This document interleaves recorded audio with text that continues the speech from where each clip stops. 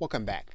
Now in this video we're going to talk about the Apache Spam Assassin, and we're going to click in the icon in the email section.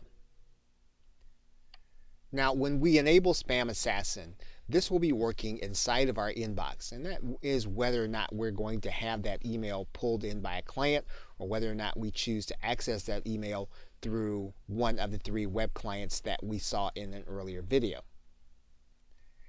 And all we have to do to enable Spam Assassin on our email box is to click Enable. Now one thing that we'll want to do is we'll want to set the filter, and we can set the filter based on the email that the system will delete when it's marked as spam. So we can determine whether or not we want to have it be more conservative or whether or not we want it to be less conservative. And the default setting is 5. So once you determine how much spam that you want to have deleted, you can then set your spam score. And once you do that, you'll then click Auto Delete Spam. Now this is most conservative because the spam score must be a 10 or higher, which is the highest that it can possibly be. Again, if you want it to be lower, you can set it lower than 5. Now there are other settings that we can configure for Spam Assassin. We'll click this button.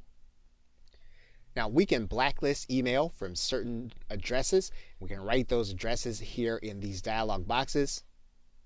We can also whitelist email, which means then we want it to come through even if it looks like spam. Now you can set your required score. cPanel suggests that you set it between 8 and 10, so we're going to set it at 9. And once we do that, we can then click Save. And then our spam monitoring will be complete. Okay, so with that, thanks, and I will see you in another video.